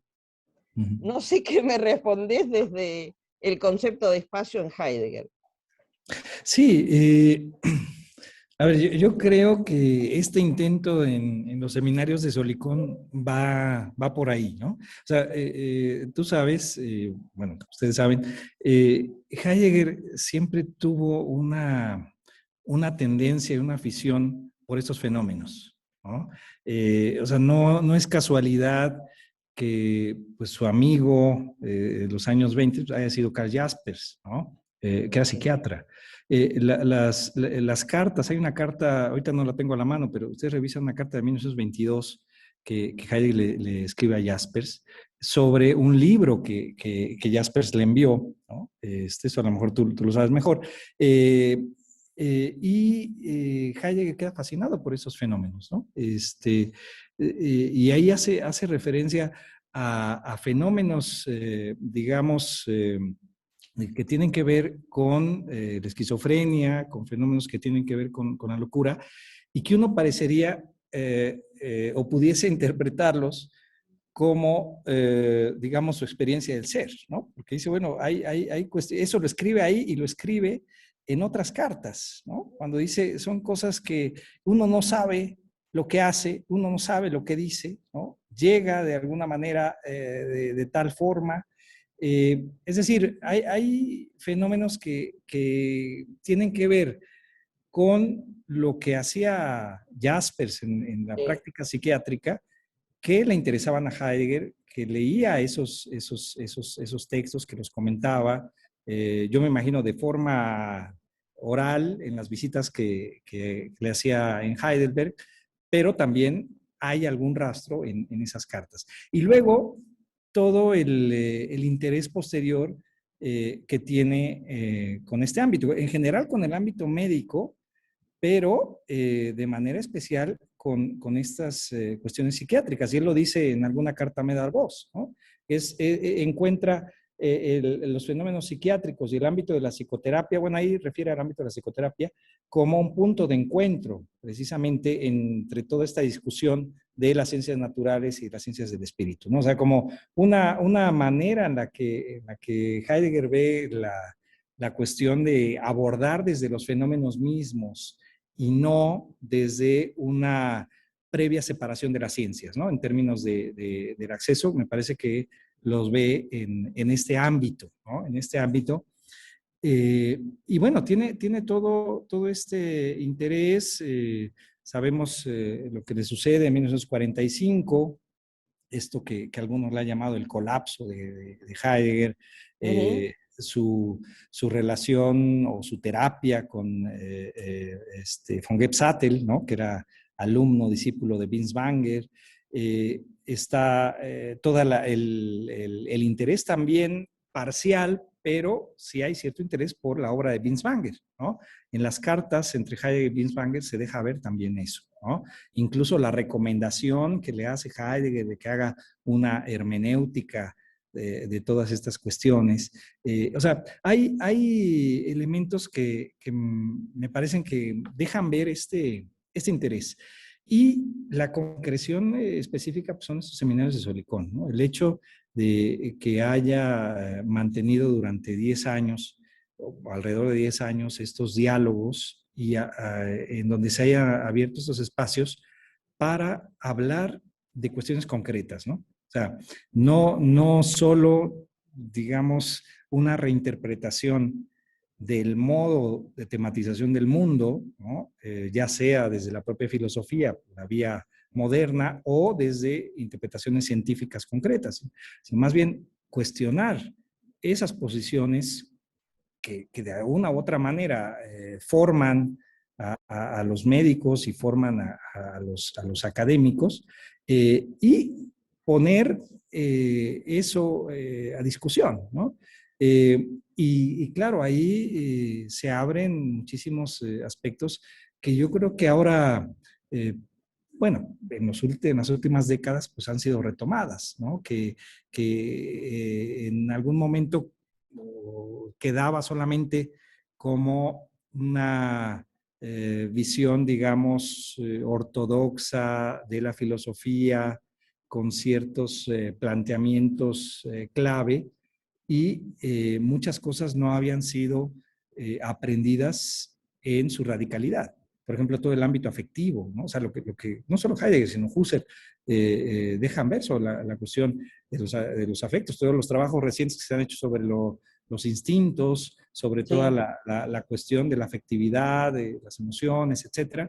O sea, la cuestión de los sueños, la cuestión del estar despierto, bueno, la vigilia, la cuestión de la locura, precisamente, que son aspectos que toma ahí, la cuestión de la niñez, la cuestión de la vejez, o sea, todos estos asuntos que parecían, digamos, secundarios, ¿no? O que quizás por la propia inercia de la tradición filosófica habían sido dejados a un lado, ¿no? Y yo creo que la propia interpretación que se hizo de Heidegger iba en ese sentido, es decir, la ontología fundamental o algunas interpretaciones que enfatizaban algún aspecto, por ejemplo, el existencialismo y el énfasis en la existencia, etcétera, pero no todo esto que estaba en juego, y que yo creo que en las fechas recientes se ha retomado, ¿no? El hecho de que se haya publicado estos seminarios, los seminarios Solicón, a partir de los manuscritos de Heidegger, me parece que fue un gran impulso para ello, ¿no? Y eso fue en 2018, ¿no? Entonces, o sea, son cuestiones que parece recientes en ese sentido. Y yo creo que ahí encontramos pues una amplia gama de asuntos para ser repensados, como esto que acabamos de señalar o de tematizar sobre la espacialidad, ¿no? Que hay que repensar la relación entre la espacialidad y la corporalidad, y quizás a partir de todos estos ámbitos que tú has vivido o que se pueden vivir desde la experiencia de la psiquiatría, que yo creo que repito, Heidegger sí tomó en consideración en esos seminarios de Solicón de manera especial, ¿no? Sí, Gracias. sí, muchas gracias. Tenemos una pregunta del profesor Francisco Arzápalo, si quiere tomar la palabra. ¿Se me oye bien? Ángel, ¿cómo estás? Un saludo. ¿Qué tal, Paco? Hola. Felicidades por la participación. Me queda una duda nada más sencillita, creo que sencilla. ¿Cómo podríamos pensar esta ponencia que hiciste de Ser y Tiempo, por ejemplo, con la esenciación de tiempo y espacio, en la abismalidad del entre que se trabaja, por ejemplo, en aportes? Es decir, este eragnis entre corpore y leib, ¿no? Como parte de la sensación del tiempo-espacio en la abismalidad, porque no habla mucho de eso Heidegger en aportes, por supuesto, no sé si lo supera o no, pero me queda la duda entonces, repitiéndola, ¿cómo podríamos articular lo que acabas de decir desde Ser y Tiempo con esta esenciación del tiempo-espacio en la abismalidad de lo que ya Heidegger llama el entre, ¿no? El Zwischung. Pensado el entre, en este momento, obviamente el entre está de alguna manera articulando la verdad del ser en este nuevo horizonte, pero me queda pendiente al resolver la relación, ese eragnis entre el Körper y el Leib dentro de este marco. No sé si más o menos me expliqué. Sí. Es interesante lo que vas a decir. Sí, bueno, una disculpa, es que aquí está lloviendo y y hay un poco de ruido en esta sala que encontré. Pero bueno, yo creo que una de las cuestiones que aparecen en Ser y Tiempo, perdón, en los seminarios de Solicón, es la referencia a Ser y Tiempo. Es decir, es una especie de anotaciones a Ser y Tiempo, como este caso. O sea, lo que ahora expuse va en ese sentido. Es decir, en Ser y Tiempo, dice Heidegger, esto queda como problema, ¿no? Esto no lo voy a profundizar aquí y ahí quedó. Yo no sé si precisamente por esta inquietud de su público, ¿no? En Solicón, médicos, psiquiatras, psicoanalistas, ¿no? De alguna manera lo obligaron a retornar a estos puntos que habían quedado abiertos, ¿no? Que habían quedado ahí simplemente señalados, la cuestión del espacio, la cuestión del cuerpo, la relación cuerpo-espacio, ¿no? Parece que así es, por lo menos, repito, por la serie de comentarios que hace y que refieren a Ser y Tiempo. Quizás yo lo plantearía en ese sentido. Digamos, es un nivel de tematización que Heidegger lleva a cabo y que no aborda este otro nivel, ¿no? O sea, a veces, aunque sabemos es terrible generalizar o comparar, pero a veces yo lo señalo como lo que hizo Brentano, en cierta medida también, como lo que hizo Husserl, en términos de los niveles de su exposición y de su tematización. O sea, por un lado, Brentano lleva a cabo una psicología descriptiva y después ya se pregunta por el origen o la génesis de esos fenómenos descritos, ¿no? Es decir, como dos momentos. Yo no sé si Graciela estaría de acuerdo, pero bueno, lo plantearé en el caso de Husserl también, en ese sentido, ¿no? Una fenomenología descriptiva y, por supuesto, y el mismo término lo menciona, una fenomenología genética, ¿no? En ese sentido. Entonces, yo creo que aquí con Heidegger también, digo, pese al riesgo de una comparación así, pero son dos niveles de exposición. Entonces, lo que está planteado en Ser y Tiempo y me parece la conexión directa con los seminarios de Solicón, la problemática, digamos que, como decía, deja abierto en Ser y Tiempo y que retoma en los seminarios de Solicón. Y por eso entonces, aunque hay algunas referencias a, digamos, la pregunta que pudiésemos señalar como la génesis misma de este carácter histórico del ser, no es ampliamente desplegado aquí, ¿no? O sea, Heidegger no lo relaciona directamente con el tipo de fenómenos que está tratando en Solicón, ¿no? Creo yo que por eso no es abordado con tal señalamiento. Hay elementos que sí pudiesen estar en juego y que se pudiese rastrear, ¿no? Pero yo creo que estaríamos hablando como de dos niveles de exposición, ¿no? Es lo que yo creo que podría señalar y por eso entonces no se mete, vamos a decir, en problemas que sí están tratados en los aportes a la filosofía. Y bueno, o sea, es más complejo el asunto porque lo que trabajan los aportes a la filosofía es cuestionado también posteriormente, ¿no? O sea, hay todo un trabajo después de 1945, ¿no? Vamos a poner desde el 49 concretamente, con una serie de críticas a la dimensión histórica del ser, lo planteado en la década de los 30, ¿no? Entonces, me parece que sí sería como muy complejo plantear como toda una, digamos, una especie de camino en ese sentido, ¿no? Porque me parece que no es así, ¿no? O sea, tenemos el inicio de Heidegger, esta primera gran concreción en Ser y Tiempo, luego tenemos las primeras críticas a Ser y Tiempo, en esta metaontología, ¿no? Estas perspectivas a finales de la década de los 20, principios de los 30, pues tenemos esta dimensión histórica del ser, después tenemos ya esta crítica a esa dimensión histórica del ser en la década de los 40, 50, y luego tendríamos esta perspectiva de los seminarios de Solicón. Entonces, no lo vería yo así como lineal, sino más bien como una serie de acotaciones a lo ya planteado en la ontología fundamental, ¿no? Sí, no sé, Paco, si contesté. Queda un poco pendiente, pero hay que desarrollar la pregunta, por supuesto, ¿no? Pues queda Sí. abierta la cosa. Gracias. Sí. A ti, gracias, muy amable. Tenemos una pregunta de Uriel y luego una de Graciela.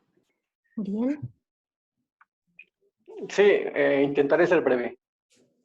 Con los elementos que están tanto en Ser y Tiempo como en los seminarios de Copsolicón, en torno a este tratamiento de la corporalidad, digamos, podrían dar el ancho para poder plantear, digamos, que una corporalidad en los seres vivos no humanos.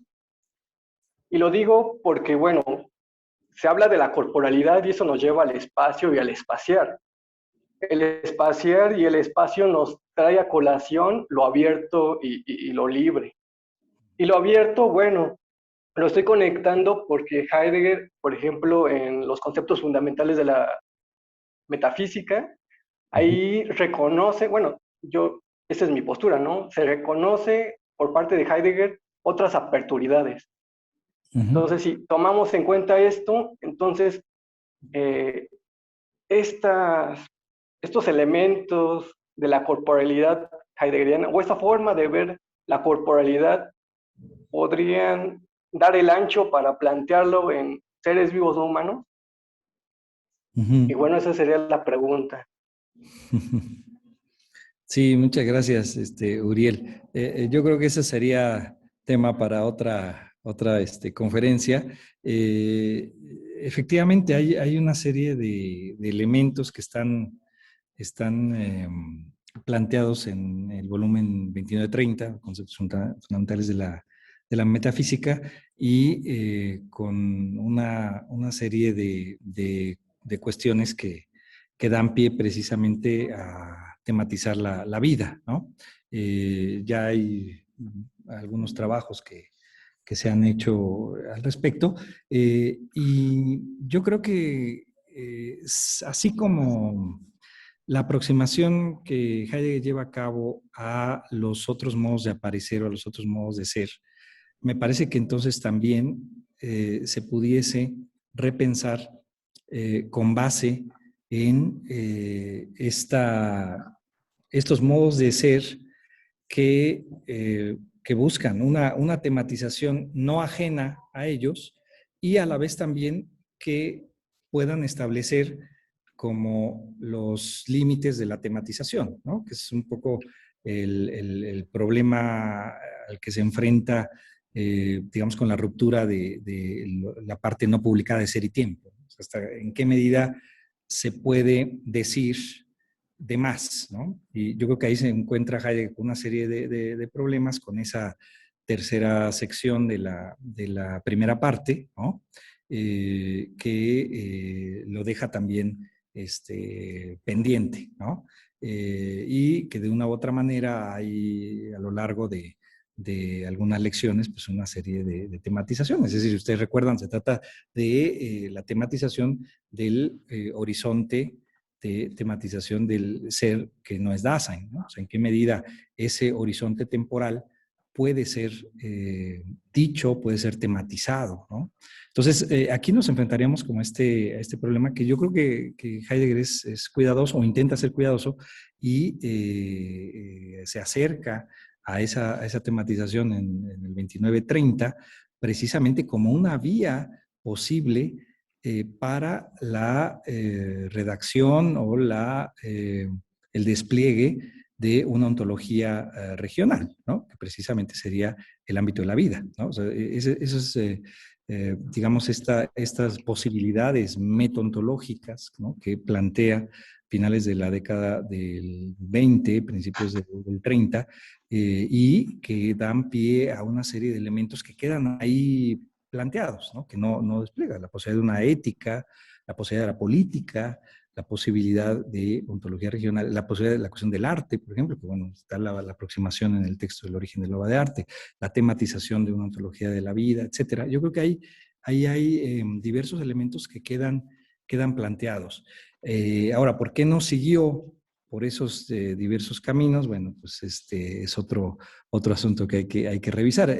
Por lo menos hasta 1932 tenía la intención de escribir y publicar esa parte no escrita de Ser y Tiempo, ¿no? Por lo menos en las cartas se puede rastrear que fue en 1932 cuando dijo ya no, ¿no? Digamos, se suspende el proyecto de Ser y Tiempo. Y ligado al proyecto de Ser y Tiempo son este proyecto de las metaontologías, ¿no? Es decir, de estas ontologías regionales, ¿no? Entonces, y da pie precisamente a esto que señalaba Paco en términos de el pensar histórico del ser, este pensar ontohistórico que se concreta o se resume en los aportes a la filosofía, ¿no? Alrededor del 36.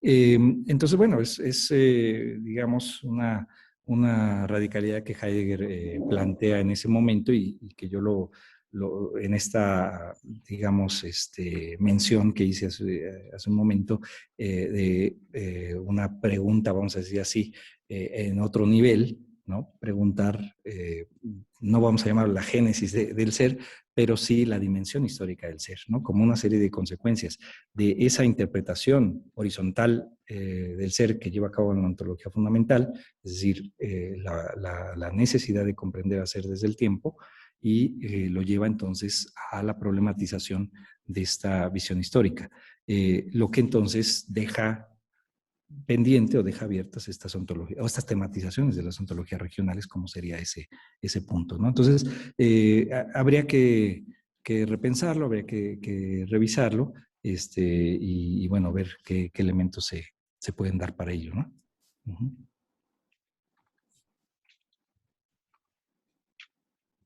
Gracias. Sí, gracias. Graciela. Sí.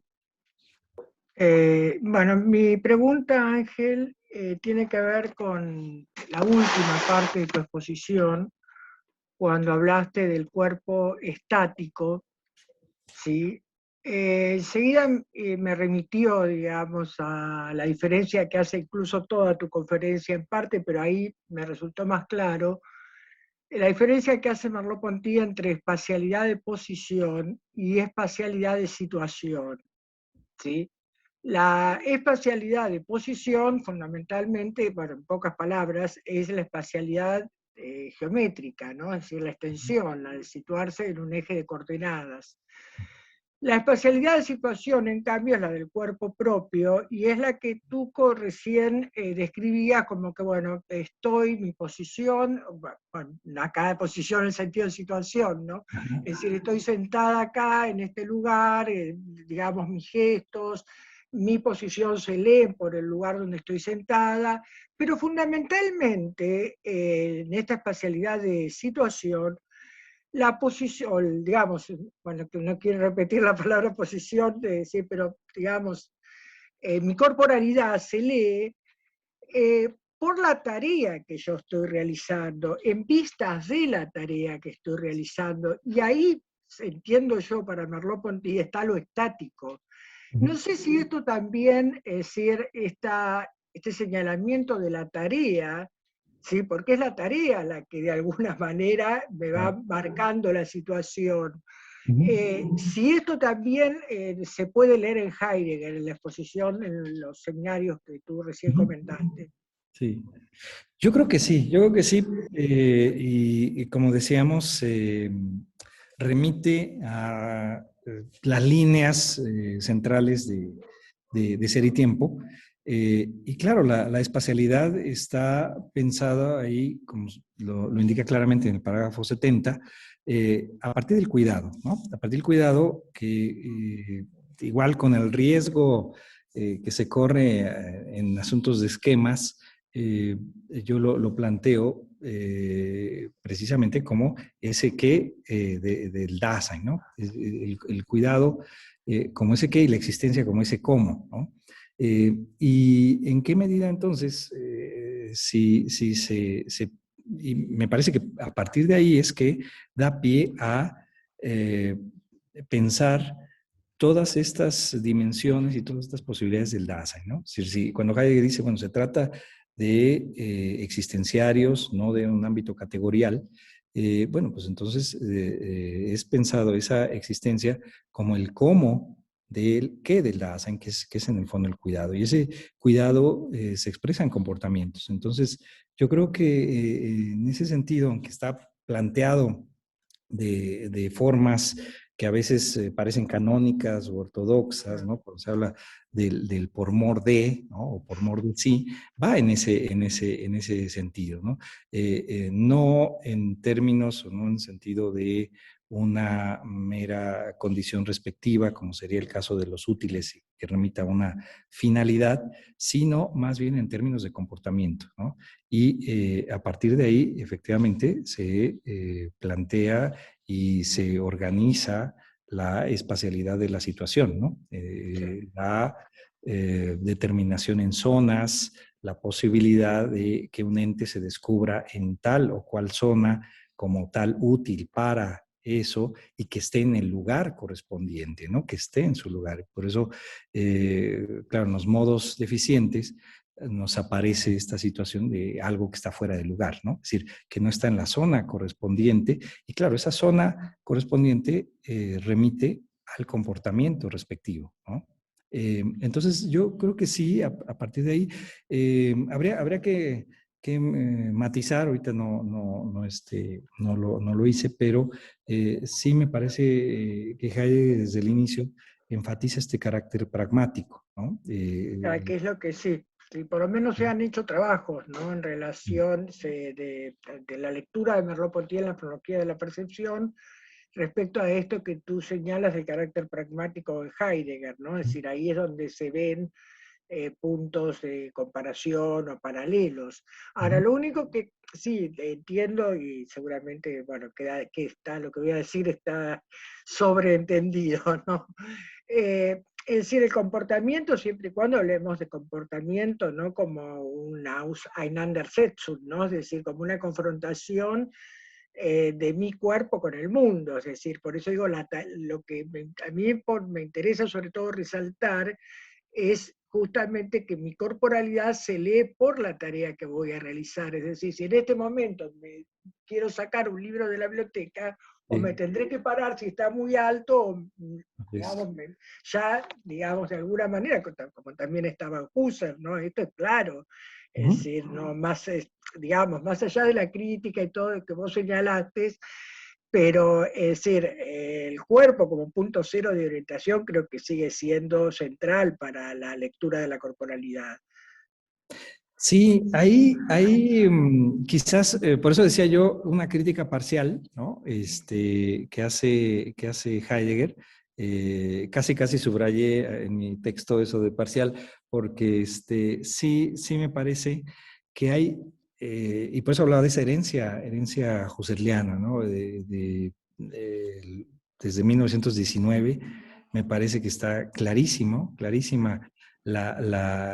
digamos, la apropiación, la crítica parcial que hace Heidegger a Husserl, y yo mismo lo he reconocido en múltiples lugares, que no le da el crédito suficiente, ¿no? No le da el crédito suficiente, y solo, bueno, y no solo a él, a todos, ¿no? En el parágrafo 7 hace una crítica a Henry Rickert, y no lo menciona, ¿no? Solamente pone frases de un texto de Rickert. Es decir, hay una serie de cuestiones ahí, pero yo creo que frente a eso, claro, Heidegger busca la manera de distanciarse, ¿no? Una forma inicial, pues es esto que señalé en términos de una crítica a una espacialidad, digamos, tridimensional, o que se interprete de forma tridimensional. Pero, repito, eso hace referencia a los textos que Heidegger conocía parcialmente también, y que no plantean, digamos, toda la complejidad del asunto. Y por un lado eso, pero por otro lado también me parece que si hay cuestiones que mantiene, las plantea o busca plantearlas de otra forma. Es decir, no como punto cero que pudiese interpretarse en términos absolutos, sino más bien en términos de ese espacio de apertura, ¿no? O sea, ¿en qué medida habría ese ámbito de apertura en donde en tal situación se lleva a cabo la comprensión de lo que soy, pero a partir necesariamente de eso con lo que me relaciono, ¿no? Es decir, ese comportamiento, y yo creo que esa es una de las cuestiones que enfatiza ese Sich-Verhalten en términos de Verhältnis, es decir, en términos de relación. Es decir, soy necesariamente relación, ¿no? Entonces, y ahí es en donde ese punto cero, digamos, es cuestionado, ¿no? Ese me parece que es la manera en la que Heidegger interpreta, ¿no?, este espacio de apertura, el Dasein pensado como este espacio de apertura, pero que no puede ser entendido, efectivamente, sin eso en lo que estoy, como un yo, y creo yo que la crítica central está en la subjetividad moderna, ¿no? Sí, entonces, o sea, yo estoy convencidísimo que está una deuda importantísima con Husserl, ¿no? Pero bueno, eso ya en otro momento se puede hablar. Sí, bueno, muchas gracias, Cristian. Bueno, tenemos varias preguntitas, así que les pido por favor que sean breves, así podemos dar espacio a todas. En principio, Martín Fuentes. Primero quería darle las gracias por la exposición al doctor, la verdad que me pareció muy, muy interesante. Tenía una pregunta bastante puntual y breve para saber su opinión. Según pude recuperar de lo que usted fue desarrollando, digamos, en el cuerpo, en sentido heideggeriano, está el nudo, de alguna forma, de la diferencia ontológica, en tanto que este pertenecería al existir y estaría más allá del límite del cuerpo como corper, lo cual me parece muy interesante, bueno. Y teniendo en cuenta esto, lo que yo pensaba mientras lo escuchaba es la siguiente pregunta. Este planteo, en esta clave, ¿no? ¿Habilitaría a pensar que el cuerpo, en su sentido extático y ontológico, habilitaría a poder plantearlo desde el punto de vista de su génesis? Porque, digamos, el cuerpo también es algo que se va gestando en base a una estructuración intramundana. O sea, pregunto lisa y llanamente por el fenómeno del crecimiento. Si el cuerpo es nudo de la diferencia ontológica, tiene un desarrollo intramundano, particularmente es un tema que a mí me interesa bastante, cómo habérselas con este asunto en clave heideggeriana y básicamente preguntarle si tiene alguna perspectiva sobre este continente que se abre en torno a estos temas. Claro. Sí, esto que tú preguntas de alguna manera fue lo que intenté señalar en la otra ponencia, la ocasión anterior, que ahí hacía yo referencia a esta ambigüedad, ¿no? También en los seminarios de Solicón y en otros momentos, cuando Heidegger habla del cuerpo, me parece que da la posibilidad de pensarlo como aquello que él llama misterio, ¿no?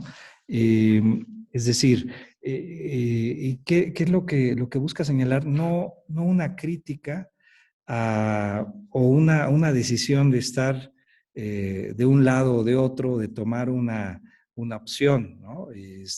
Creo que los ejemplos que hemos vivido en esta situación del COVID es clarísimo, ¿no? Los que hemos estado enfermos, los que hemos padecido, y claro, el tratamiento que te dan o la vacuna, etcétera, pues no es un asunto que diga, eso es del Körper, eso no, eso es de cuestiones biológicas o de la extensión. No, evidentemente por ahí no va la cuestión, sino me parece que en ese diálogo con los médicos y con psiquiatras ahí en los seminarios de Solicón, lo que trata de hacer es cuestionar que esa sea la única vía, ¿no? Y que la interpretación del ser humano y la interpretación del mundo se lleve a cabo solamente en una vía que estaría más apegada a interpretaciones de la modernidad, efectivamente en términos de calculabilidad, de medida, etcétera, ¿no? Entonces, y claramente lo señalan en ciertos momentos de esos diálogos, es tratar de abrirle los ojos a los médicos y a los científicos en ese sentido. Es decir, que abran la perspectiva de pensar más allá de esos métodos y de esa forma de interpretar el mundo. Entonces, por eso ahorita al final los ejemplos, las citas que puse, que él mismo dice, bueno, ya que logremos ver que el cuerpo es un problema, es un avance, ¿no? Y eso lo reitera con los científicos, precisamente para cuestionar esa única interpretación, ¿no? Pero no en el sentido de negar o tratar de erradicar o maldecir las interpretaciones científicas, ¿no? Entonces, en esa medida, y por eso en el otro texto, el planteamiento iba en ese sentido. Es decir, por eso hablaba de esa ambigüedad, ¿no? del cuerpo, al plantearlo con esta posibilidad del misterio, ¿no? Es decir, no solo el ámbito del Körper, el ámbito óntico en términos de una interpretación positivista calculadora, interpretándolo como mera extensión, sino interpretándolo precisamente en este carácter vivo desde Leib.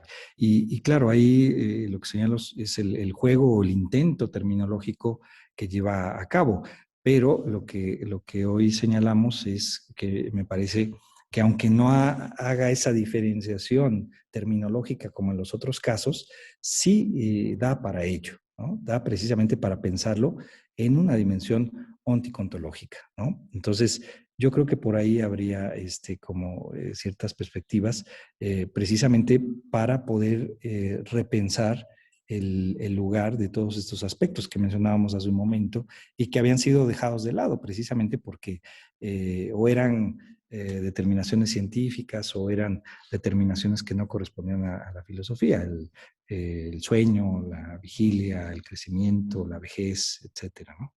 Sí. Gracias. Tenemos una pregunta de Jonathan.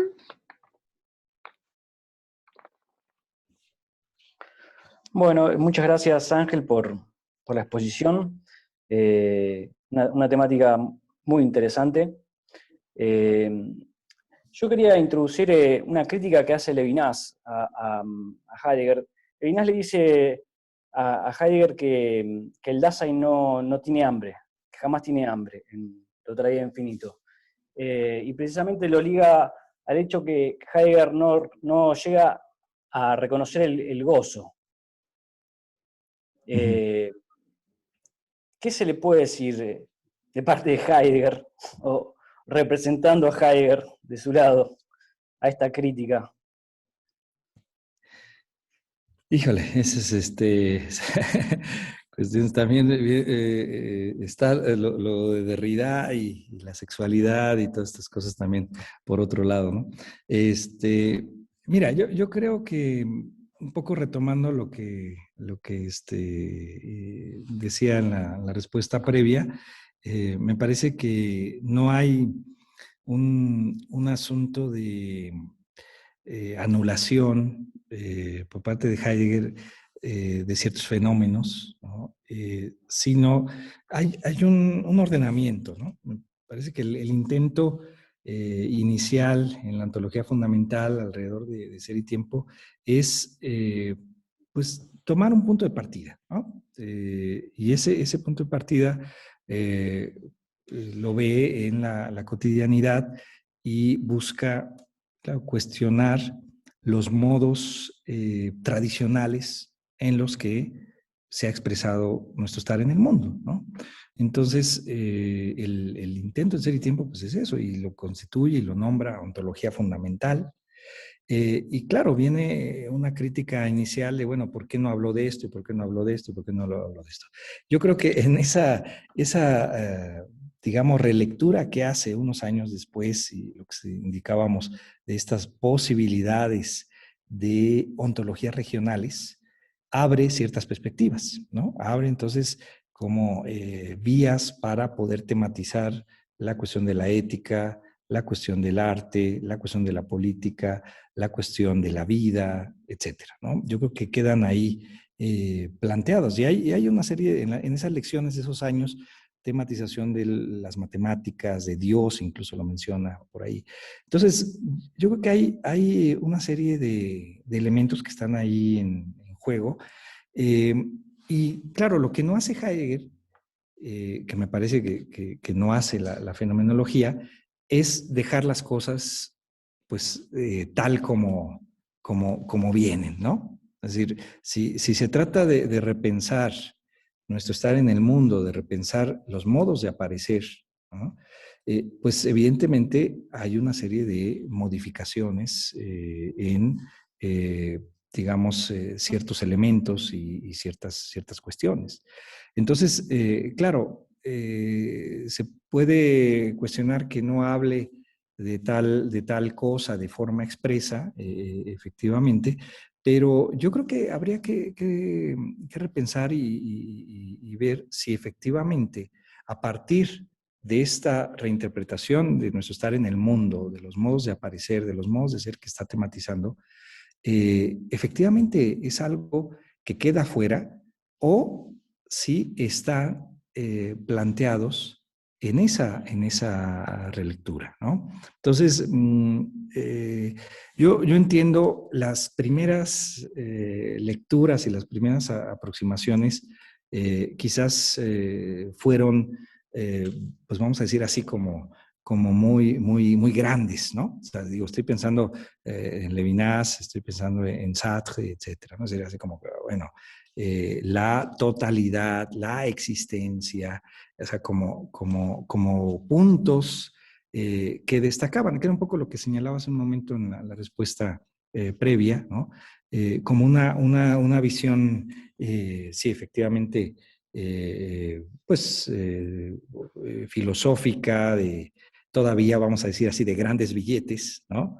Y no todavía esta cuestión de las monedas, ¿no? Que me parece que lo que hace Levinas es una crítica que busca ya precisamente la tematización de las monedas, como la cuestión del gozo, el hambre, etcétera, y que yo creo que hay que ir buscando en la obra del propio Heidegger. Entonces ahora yo creo que ya no se puede decir que no habló de tal cosa, ¿no? Yo creo que sí. O sea, cuando la otra vez alguien decía, no, pues que no, ¿por qué habla de la angustia y habla del aburrimiento y no habla del amor? Bueno, hay que leer las lecciones sobre Hölderlin para ver que se habla del amor, ¿no? Pero claro, o esto que estamos viendo en los seminarios de Solicón, ¿no? A ver, que no habla de la locura, no, pues sí habla de la locura y habla de la salud y habla de estas cosas, ¿no? Pero sí me parece que hay que hacer una cuestión de rastrear en parte de la obra y ver, bueno, cómo se reinterpreta eso, ¿no? ¿Sí? Pero bueno, es lo que podría decir al respecto, ¿no? Muchísimas gracias. Gracias. Bueno, tenemos una preguntita más que había quedado de Francisco Parra. Bueno, muchas gracias, Leticia. Muchas gracias, profesor Solocozzi, por la conferencia, muy interesante. Bueno, para ser rápido con mi pregunta es que, bueno, hay una correlación, corporización y espaciamiento, ¿no? Es decir, hay una, en que en cualquier caso, el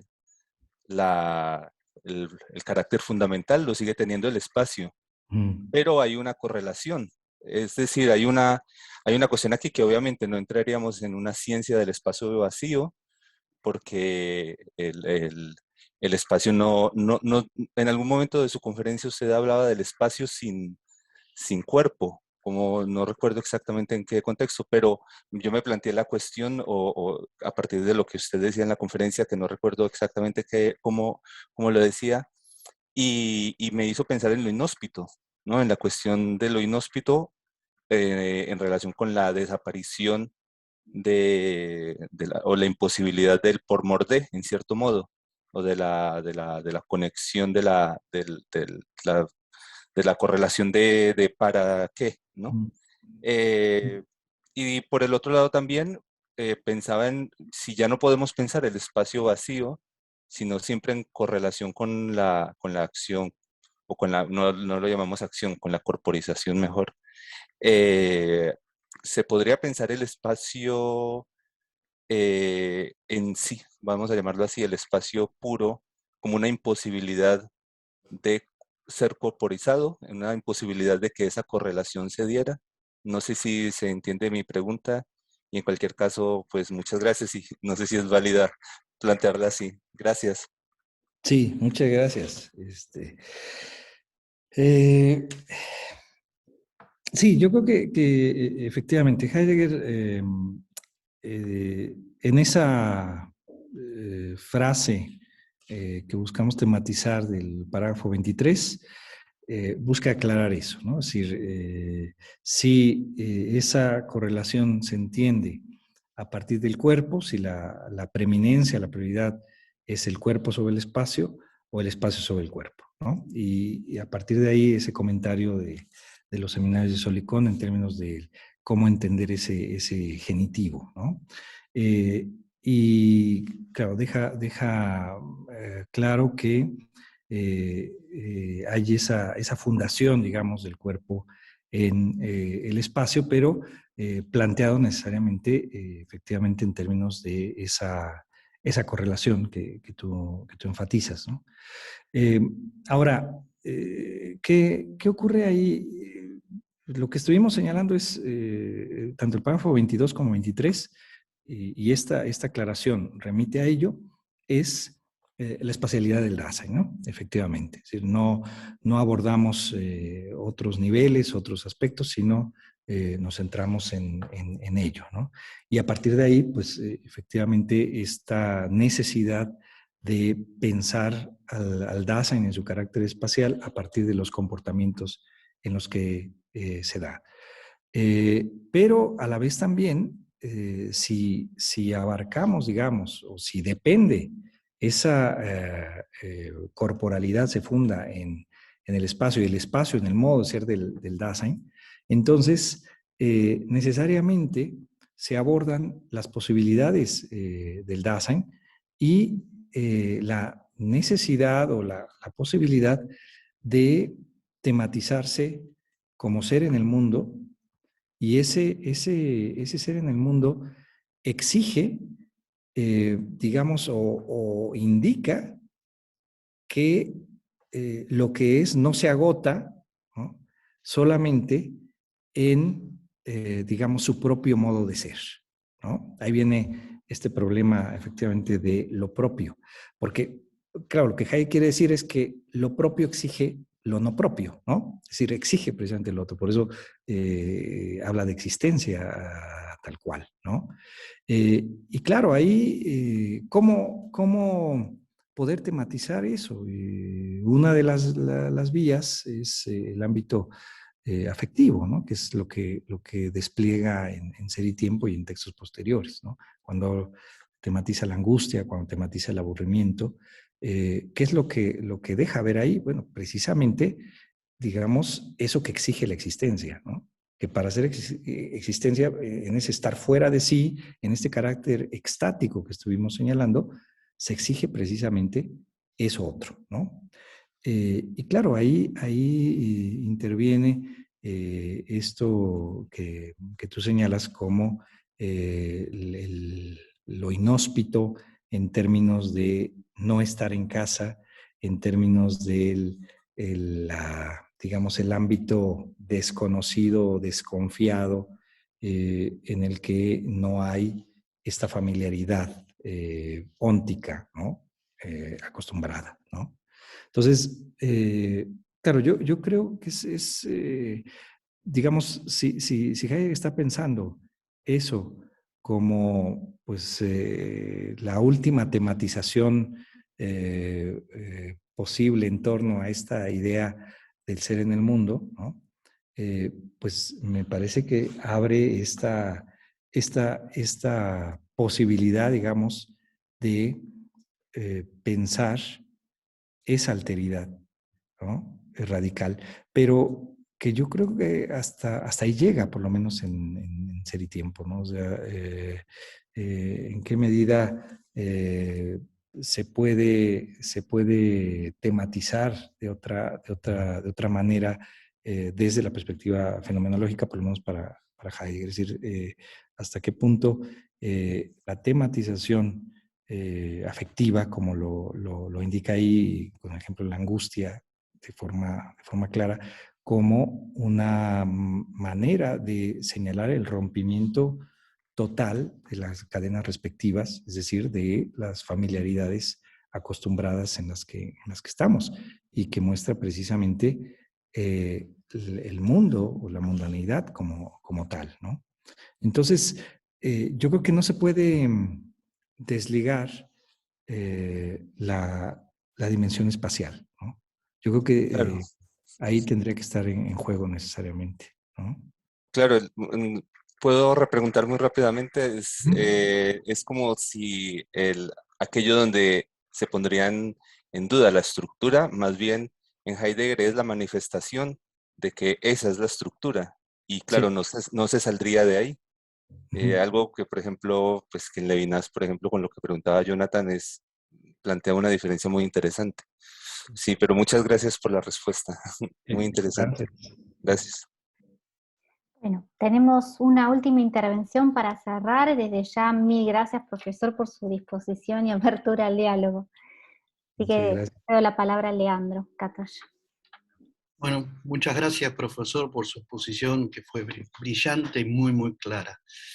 Al respecto, refiriéndome a los seminarios Solicón, respecto a esto también que desarrollaba usted en sus respuestas, en esta cuestión en relación a las ontologías regionales, cuando hace la diferencia Heidegger respecto a Bismanger, ¿no? Sin embargo, marca, podríamos decir, una posibilidad de análisis, cuando hace el pasaje de la analítica del Dasein al análisis del Dasein, ¿no? Y marca dos puntos principales. Uno es el estudio del tema del concepto de normalidad, o la distinción entre normalidad y anormalidad, ¿no? Y otro que tiene que ver con respecto a la época de la técnica, o sea, el cómo de la vida respecto a la sociedad industrial. Si no recuerdo mal, tradujo así. Entonces, mi pregunta en este caso va si en esta época hay estas ontologías regionales posibles desde un análisis del Dasein, ¿no? Si no estarían atravesadas todas por una especie de clave interpretativa que sería la de la época de la técnica, ¿no? Es decir, por lo que yo logro comprender del texto así, la propuesta, si se puede decir de esa manera, del análisis del Dasein, ¿no? Que hace para Medarbós, ¿no? Que le indica es, en base a esos dos ítems, y yo pensaba si hay una clave interpretativa de trasfondo para cualquier tipo de ontología regional que deba ser, o esta clave interpretativa sea todo el análisis de la época de la técnica que establece Heidegger desde la década del 50, más o menos. Pues no sé, podría ser, pero bueno, en el texto hice esa separación de los modos de desalejamiento en dos sentidos. Digamos, uno que me parece que es el que enfatiza en la ontología fundamental y podría parecer estático, ¿no? De estático, no extático, sino parecer una interpretación estática en términos de que no es pensada en este desalejamiento en su dimensión epocal, ¿no? Entonces yo creo que la mención que hace ahí en ese parágrafo 23 de la radio marca una diferencia respecto de los otros ejemplos que señalábamos ahí, ¿no? De los anteojos o la calle, ¿no? Que a partir de lo que dice Kittler, me parece pertinente señalar esa diferencia, es decir, que no es el mismo modo de desalejar, ¿no? Esa Entfernung que habla en Ser y Tiempo ahí, que puede ser pensado como acercamiento y que dice, bueno, el Dasein tiene esa tendencia a la cercanía, ¿no? Tiende a la cercanía. Pero ese tender a la cercanía que despliega de forma estática, me parece, como un análisis estructural, digamos, del Dasein, ahí en Ser y Tiempo, es complementado o es modificado por la interpretación epocal a partir de los análisis de la técnica, ¿no? Y entonces, ahí me parece que hay elementos para diferenciar lo que Heidegger señala en la pregunta por la técnica y en las lecciones, en las conferencias que están alrededor de ella y el manuscrito, para diferenciar lo que él señala ahí como la diferencia entre la técnica contemporánea y la técnica tradicional, ¿no? Que yo creo que desde esta perspectiva pudiese pensarse como la técnica como un modo de descubrimiento que acerca, ¿no? Entonces, ese desalejar, como lo está pensando en Ser y Tiempo, en términos de un acercamiento y de la tendencia a la cercanía, en donde lo que me parece que se enfatiza es esa relación con el ente, ¿no? Mientras que en la dimensión técnica no es la relación con el ente, sino es la superación de la lejanía a partir del superar mismo, ¿no? Y esto a partir de lo que propio Heidegger señala o enfatiza en esos manuscritos sobre la Machenschaft, ¿no? Sobre el hacer, ¿no? Haceduría, ¿no? Creo que algunos traducen, yo lo traduzco como maniobra, creo que la maestra Picote lo traduce como maquinación, pero bueno, es el énfasis en el Machen, ¿no? El énfasis en el hacer. Es decir, el énfasis en la superación de la lejanía y no tanto en el acercamiento al ente, ¿no? Entonces, yo creo que ahí esto es algo que está señalado en Ser y Tiempo, nada más como la radio, porque dice lo mismo que con esta cuestión del espacio que dijimos, es un asunto que queda pendiente, ¿no? Y lo mismo dice la radio ahí, ¿no? O sea, no recuerdo ahorita la cita, pero no alcanzamos a ver las dimensiones y el impacto, ¿no? De lo que va a ocurrir. Y me parece que eso es lo que despliega posteriormente ya con la cuestión de la técnica y el énfasis en el hacer. Entonces, puede ser que haya elementos que en los seminarios de Solicón estén planteados, que estén en juego, que tengan que ver, o sea, que ya no se mantiene en la dimensión estática o estructural del mero acercamiento a los entes, ¿no? Sino que ahora tiene que verse también la dimensión epocal, ¿no? Ahora tiene que verse también esta dimensión en la que nos movemos y el modo en el que aparecen los entes, ¿no? Entonces, podría ser, habría que revisar con más detalle, pero no descarto que efectivamente ya en ese momento incorpore esa vía, ¿no? Uh-huh. Sí, digo, cortito, digo, sobre todo también por la distinción entre lo normal y lo patológico que marca como también un trabajo interpretativo a realizar, ¿no? Claro. Uh-huh. Sí, sí. Ok. Muchas gracias, profesor. Bueno, un último agradecimiento al profesor. Muchas gracias por estar con nosotros y compartir tan interesante exposición. Muchas gracias Leticia, y muchas gracias a todos los amigos y amigas de allá, de Argentina. Bueno, de donde estén. Ya no se sabe, ¿no? Encantado, ojalá en otra ocasión repitamos este encuentro. Así que, bueno, también extender el agradecimiento a todas y todos los que se sumaron, tanto hoy como en las otras sesiones. Así que, bueno, sin más palabras, gracias por estar, gracias por compartir este diálogo y nos estamos viendo para futuras actividades. Muchas gracias de parte de todo el proyecto de Fenomenología y Hermenéutica de Mar del Plata. Bueno, muchas gracias, hasta luego y buenas noches. Hasta luego. Hasta luego. Saluditos a todos.